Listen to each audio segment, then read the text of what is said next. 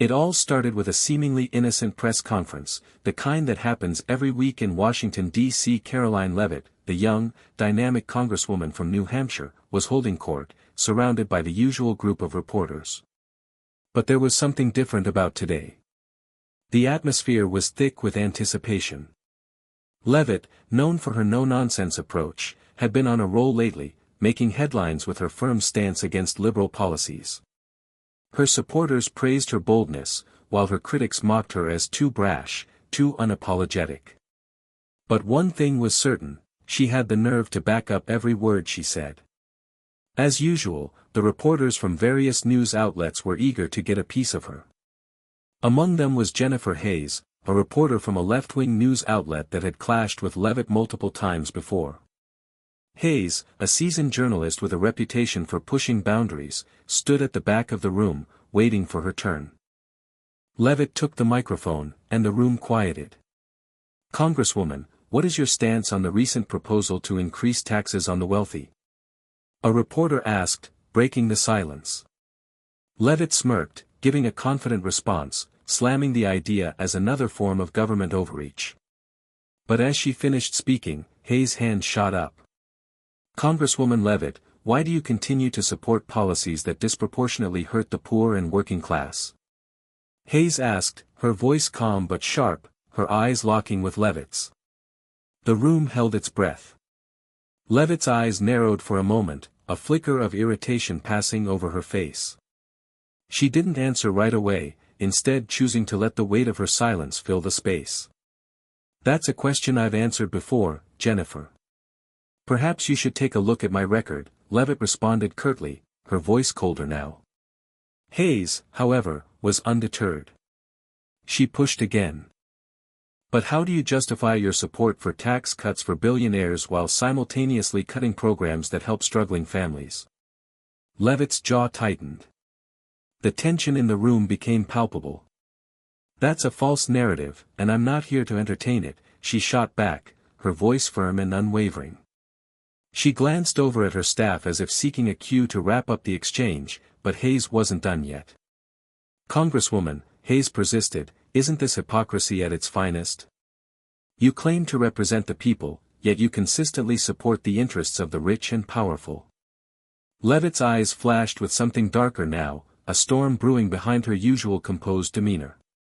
She took a deep breath.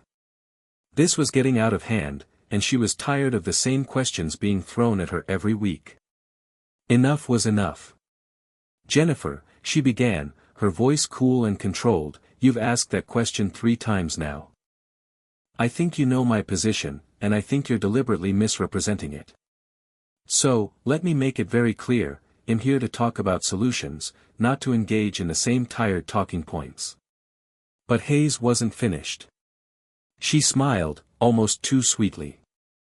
"One last question, Congresswoman, if I may. Will you stop supporting these tax cuts for billionaires and focus on policies that actually benefit the middle class?" Leavitt's patience snapped. Without another word, she turned to her communications director, giving a subtle but unmistakable nod.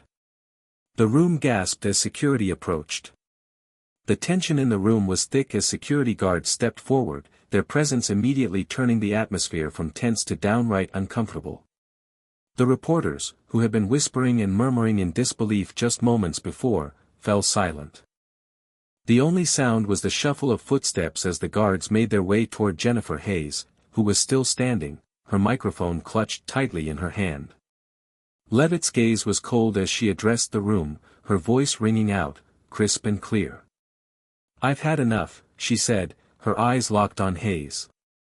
"You've had more than your fair share of time. You continue to push the same baseless narrative, and frankly, it's unprofessional. We're done here." There was a collective gasp as the realization hit, Leavitt wasn't just shutting down the line of questioning, she was removing a reporter from the press conference entirely. Hayes didn't flinch. She stood her ground, even as the security guards approached her. "Congresswoman, you can't just kick me out like this," Hayes said, her voice rising slightly, now laced with frustration. "I'm just doing my job." Leavitt's eyes narrowed, and she took a step toward Hayes, her heels clicking sharply against the polished floor. "You're not doing your job," Leavitt shot back. "You're pushing a personal agenda. And you're doing it at the expense of your audience. Your job is to report, not to make statements and push political talking points. It's clear you're not here for answers, you're here to antagonize. So yes, I can kick you out, and I will." The security guards now stood right next to Hayes, their hands ready but not yet grabbing her. They were waiting for her to make the next move. The room was on edge. Some reporters looked nervously at each other, unsure whether to intervene or remain silent. Others, like those from the right-wing outlets, seemed almost eager, waiting for Leavitt to take charge. It was clear this wasn't just a regular press conference anymore, this was turning into a spectacle. Hayes, however, was not easily intimidated. She shook her head, her lips curling into a small, almost defiant smile. "I didn't think you had it in you," she muttered under her breath, her voice just loud enough for those closest to hear. Leavitt, unflinching, turned to the security guards and nodded once. The message was clear. "Escort her out." As the guards moved in, Hayes shot Leavitt one last glare. Her eyes were filled with both anger and disbelief, as if she couldn't quite process what had just happened. "Just remember this moment," Hayes said as she was led toward the exit.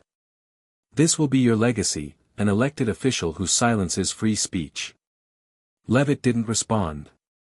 She turned her back on Hayes as the door to the conference room closed behind her, the sound of it echoing in the tense silence. "Anyone else have any questions?" Leavitt asked coolly, her voice now back to its usual, controlled tone. But the room was in shock. No one moved. The press conference ended abruptly, but the controversy had only just begun. Within minutes of Hayes being escorted out, social media erupted.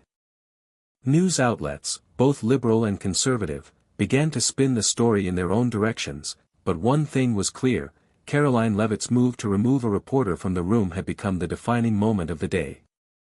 Leavitt's press team quickly issued a statement defending her actions, framing them as necessary to maintain the integrity of the press conference. The statement claimed that Hayes had crossed a line by repeatedly asking the same partisan question and attempting to disrupt the event. It argued that Leavitt was there to provide answers and discuss policy, not to endure what they described as political theater. On the other side, Hayes took to Twitter to express her outrage. "Today, Karoline Leavitt showed us exactly who she is, a politician who can't handle tough questions. #silencing the press." The tweet went viral, sparking a wave of support from journalists and critics alike. Several prominent reporters chimed in, accusing Leavitt of undermining press freedom. "Is this how we handle uncomfortable questions now?" one journalist wrote. "What's next? Banning journalists who ask tough questions?" But Leavitt wasn't backing down. She appeared on conservative talk shows, where her supporters rallied behind her, praising her for standing firm. On these platforms, she framed the incident as a victory over the liberal media, a necessary action to protect the truth from biased reporting. "This wasn't about silencing anyone," Leavitt explained in one interview. "This was about maintaining respect for the process and the people's right to hear the truth, not biased spin." The pushback from the left grew more intense, but it didn't seem to faze Leavitt. Her approval ratings among conservative voters surged. Her bold stance had made her a hero among her base, solidifying her image as a fighter who wasn't afraid to take on the establishment, whether it was the media, the Democrats, or even her own party when necessary. But behind the scenes, things were beginning to unravel. Her communications team had been working overtime to control the narrative, but there were cracks in the facade. One key member of her team, a seasoned strategist who had been with her since her early campaigns, quietly resigned in the aftermath of the incident. Sources claimed that he had warned her against escalating the situation with Hayes, suggesting that it could backfire. In private meetings, Leavitt's political advisors debated the long-term ramifications of her decision. While it had earned her immediate praise from her supporters, it had alienated a large portion of the independent and moderate voters who viewed the incident as a sign of authoritarian behavior. Meanwhile, in the halls of Congress, whispers began to spread. Some members of her own party privately questioned whether her confrontational style was alienating potential allies. Could Leavitt maintain the balance between being a champion for the right-wing base and an effective legislator who could work across the aisle? For Leavitt, the decision to remove Hayes wasn't just about silencing a reporter. It was about setting a precedent, one where the rules of engagement were clearly defined, and there was no room for disrespect or disruption. In her mind, she had done what was necessary to protect her message and her dignity. But as the weeks wore on, it became clear that the fallout from that decision would follow her for much longer than she had anticipated. As the days passed, the media circus surrounding Karoline Leavitt's decision began to settle into a new, more polarized narrative. The incident at the press conference was no longer just a one-off moment, it had become a defining issue in Leavitt's political career. And now, as the dust slowly started to clear, the consequences of her actions were becoming harder to ignore. While her supporters continued to praise her for taking a stand against the press, the story took on a life of its own in the national media. Leavitt was now facing criticism from more than just the left-wing outlets, even some conservative voices were beginning to question the implications of her actions. A prominent conservative pundit, one who had initially backed her, made waves with a sharp rebuke. "I supported Karoline for her courage and her refusal to back down in the face of liberal media attacks," he said in a televised interview. "But this goes too far. We cannot start down the road of silencing reporters just because we don't like the questions they ask. That's the playbook of dictators, not Democrats."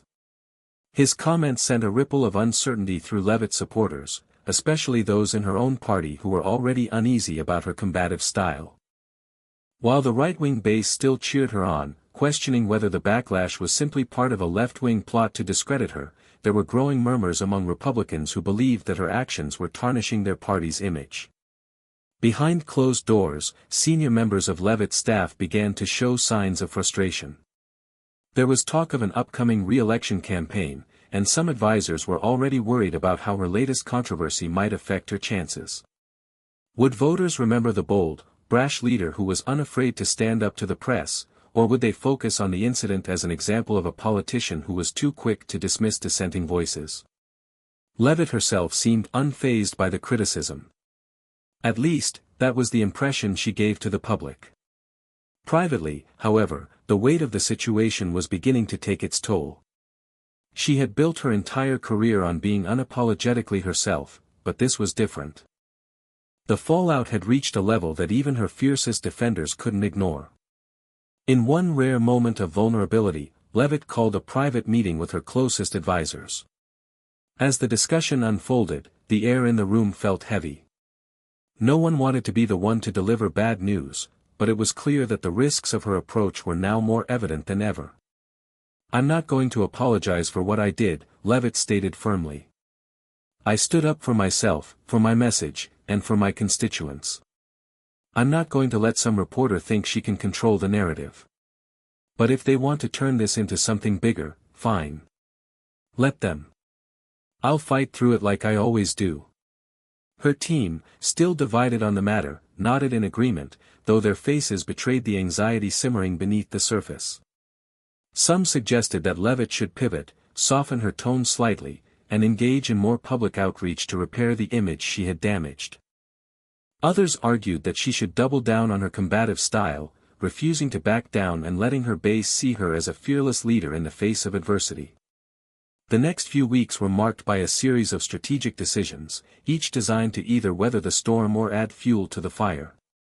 Leavitt appeared on several national news programs, defending her actions but also acknowledging that the controversy had created divisions.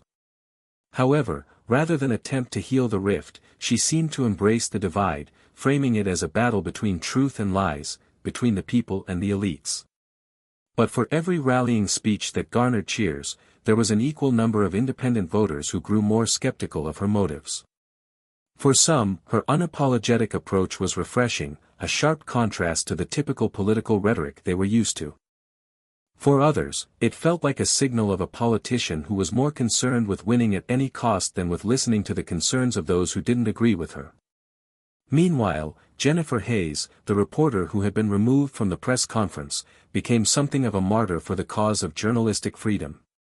She continued to cover the story, highlighting the dangers of government officials who sought to silence the press. Despite the backlash from Leavitt supporters, Hayes' reporting drew attention to the growing issue of press freedom in the modern political climate. The battle was no longer just between Leavitt and Hayes, it was about a larger question: how far could politicians go in controlling the narrative, and at what point did it cross a line into authoritarianism? As the months wore on, the incident that had once felt like a single, heated moment continued to echo through Leavitt's political career. The initial shockwave had settled, but the aftershocks kept coming. The media had moved on to other stories, but the questions surrounding her actions remained. Polling data began to show a marked divide. Her approval among conservatives remained strong, but her support among independents and moderates was slipping. In Washington, Leavitt had always been a firebrand, unafraid to ruffle feathers. But the press conference incident had made her the center of an entirely different conversation. No longer just a conservative favorite, she had become a lightning rod for larger debates about the role of the press in a democracy and the limits of power. Some viewed her as a crusader, others as a cautionary tale. Behind closed doors, the pressure was mounting. Her advisors, who had initially stood by her decision, were now urging her to consider the long-term political cost. "You can't just keep fighting battles this way," one senior staffer told her during a strategy meeting. "You've made your point. Now you need to show you can lead, not just fight." Leavitt listened, her expression unreadable. She had always prided herself on being a fighter, a truth-teller, and a defender of her values. She wasn't the type to bend to political pressure. But the situation was different now. She was at a crossroads, and the path forward wasn't clear. Then, just as things seemed to hit an impasse, an unexpected opportunity presented itself. A major piece of legislation was about to come up for a vote in Congress, a bill that would overhaul healthcare policy and address rising prescription drug prices. It was an issue that had deeply divided the country, and Leavitt knew that her position could either make or break her reputation in the broader political landscape. For weeks, the GOP had been split on how to handle the bill. Some saw it as a necessary reform, others felt it was just another step in the Democrats' push toward socialism. Leavitt, ever the pragmatist, saw it as a chance to shift the narrative. If she could use this bill to show that she was willing to work across the aisle when it mattered, she could regain some of the independence she had lost. If she could come out as a moderate, a leader who could put the country above party politics, maybe she could begin to rebuild the trust she had lost in the eyes of the American people. But that would require a delicate balance. She would have to push for the reforms she believed in, while also compromising enough to work with the Democrats and independent moderates. It wasn't something she was used to doing, and it would certainly not come without backlash from her staunchest supporters.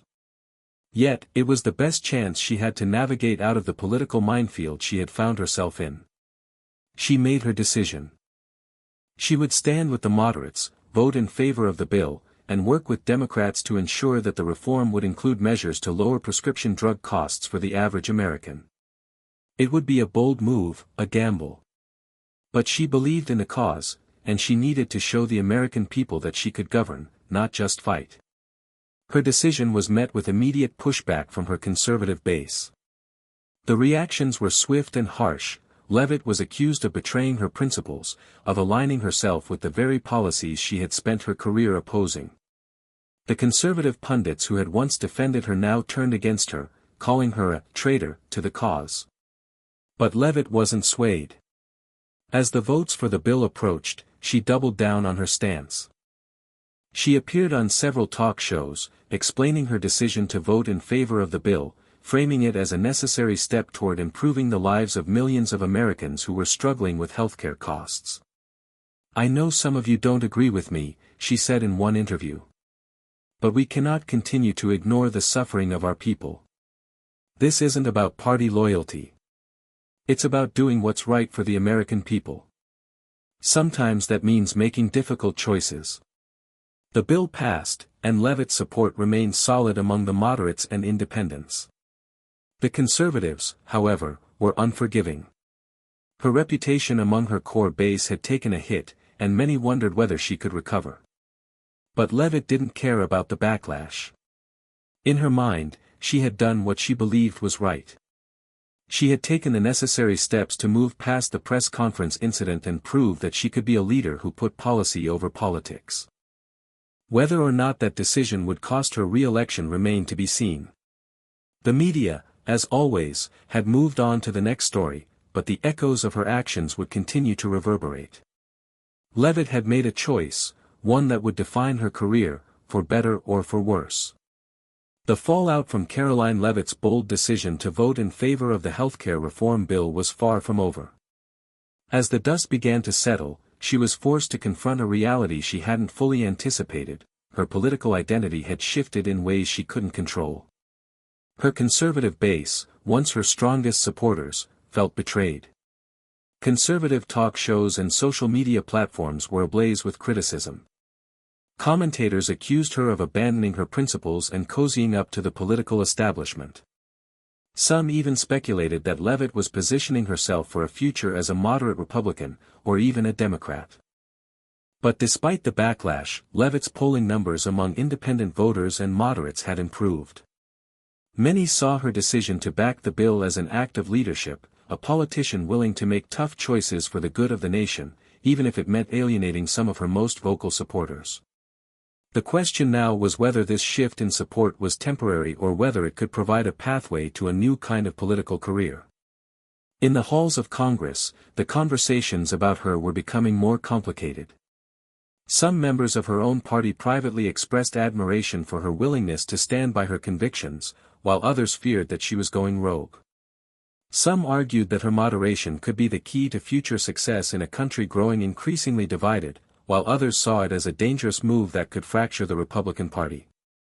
Leavitt's leadership team, already fractured by her decision to remove Jennifer Hayes from the press conference, found themselves navigating a fine line. They had spent months carefully crafting her image as a bold, unapologetic leader, but now they had to pivot. She was no longer just a right-wing firebrand. She was something more complex, something that didn't fit neatly into any political box. The media continued to play a major role in shaping the narrative. Reports from both conservative and liberal outlets analyzed her every move, scrutinizing her speeches, interviews, and votes. Some hailed her as a potential future leader of a new, more moderate Republican Party. Others painted her as a political opportunist who had abandoned her roots. Leavitt, however, was determined to stay focused on what she believed was best for the country. She refused to let the noise distract her from her work. But privately, the pressure was mounting. She was beginning to realize that her every decision, no matter how well-intentioned, had the potential to derail her career.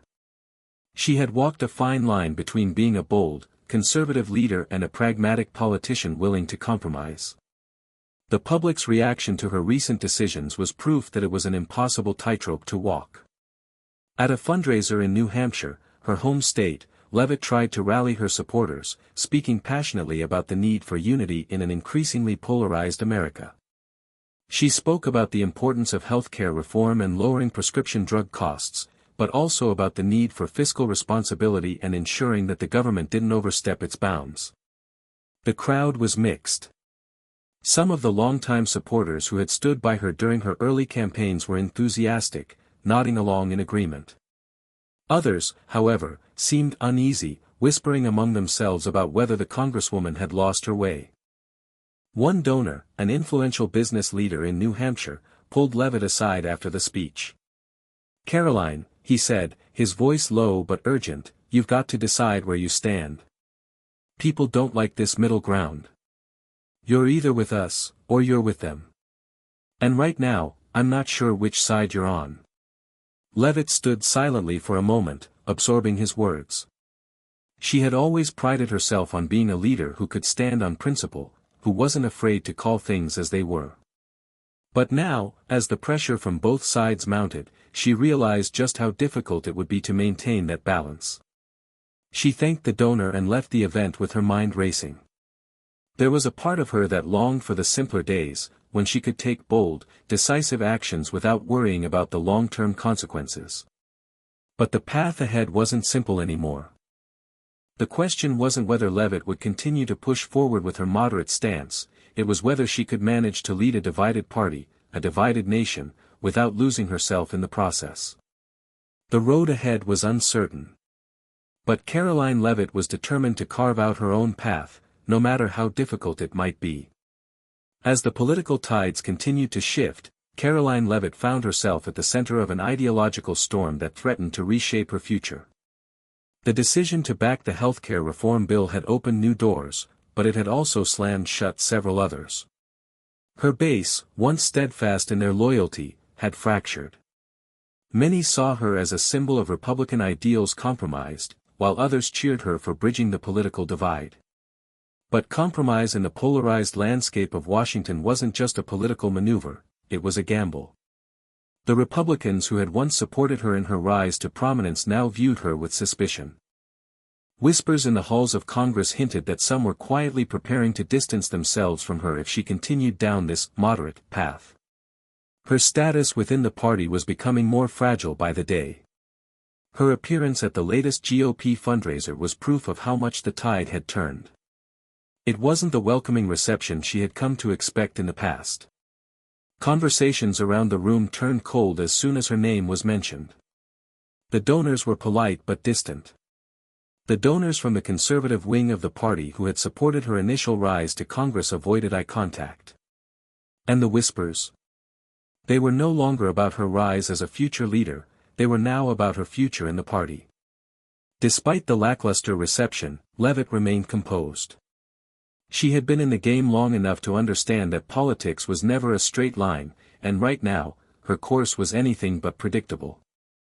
Her supporters, those still loyal to her, reassured her that staying the course was the best option. They wanted to see her grow beyond the conservative caricature that had been placed on her. They wanted her to lead, not just shout from the sidelines. But as her appearance on conservative talk shows became more frequent, she couldn't ignore the growing tension. The voices from the left had begun to praise her courageous stance on healthcare reform. The mainstream media, which had once been quick to criticize her, now called her a moderate Republican to watch. But Leavitt knew all too well that the media's love affair with her would be short-lived.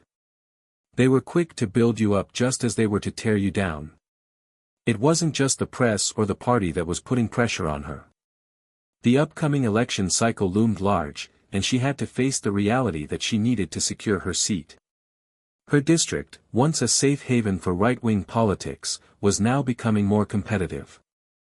Leavitt could no longer rely on her base to carry her to victory. If she wanted to hold on to her seat, she would need to win over the moderates, and maybe even some Democrats. Her team started strategizing on how to reach these voters. The plan was clear: double down on healthcare reform, while positioning herself as a pragmatic problem solver. She was no longer the fiery, take-no-prisoners figure from her early days in Congress. The new Karoline Leavitt was a political operator, someone who could win with compromise and deal-making. However, just as she began to feel she had a clear path forward, an unexpected challenge emerged. A new challenger from her own party, a more conservative, hardline figure, announced they were running against her in the upcoming primary. The challenger, William Stone, was a former state legislator with deep connections in the conservative movement. He had been gaining traction with voters who felt betrayed by Leavitt's shift in policy. Stone's campaign immediately went on the offensive, accusing Leavitt of abandoning her principles and selling out to the liberal establishment. His message resonated deeply with the base that had once been her most ardent supporters. As Stone's campaign gained momentum, it became clear that Leavitt was in a battle for her political life. The challenge from Stone forced Leavitt to re-evaluate her strategy. The moderates she had been courting weren't going to be enough to secure her re-election. She needed to win back the conservative voters who felt alienated by her recent decisions. But doing so would mean making concessions, walking back some of her moderate stances, and risking the fragile support she had built with the center-left. It was a delicate balancing act, one that required navigating the extremes of both sides without completely alienating either. But Leavitt had never been one to back down from a challenge. She dug in her heels, taking to the campaign trail with renewed vigor, speaking at town halls, meeting with constituents, and making her case for why she was still the right choice for the district. "Look, I'm not going to pretend that we all agree on everything," she told a crowd at one of her town halls. "But what I can promise you is that I will always listen. I will always work to bring solutions to the table, even when that means stepping outside of the comfort zone." Her words were met with a mix of applause and skepticism. It was clear that the district was no longer united behind her. She had to earn back every vote, every inch of ground she had lost.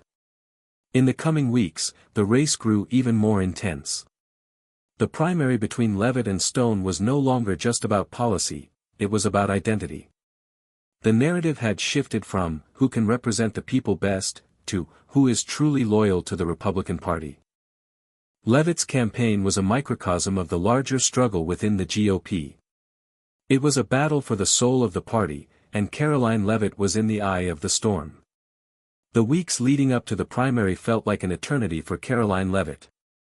Every speech, every campaign stop, every debate was under the magnifying glass. The pressure to perform was suffocating, but Leavitt was no stranger to pressure. She had always thrived in the heat of a fight. Still, this battle was unlike any she had fought before.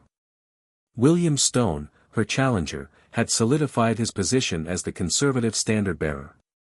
His rallies were packed with fervor, his supporters chanting for a return to real Republican values. The attacks against Leavitt became sharper, more personal. He labeled her a rhino, Republican in name only, and accused her of betraying the very principles that had propelled her to Washington. To many in the district, Stone's message was clear: Leavitt was no longer one of them. Leavitt, on the other hand, stuck to her message of pragmatism. She couldn't afford to abandon her moderate platform completely, but she knew that the only way to win back the trust of her base was to reaffirm her commitment to conservative values, without completely losing the support of the independents who had been drawn to her. At a pivotal moment during a televised debate, Stone attacked her relentlessly, questioning her decision to support the healthcare reform bill and accusing her of playing politics with people's lives.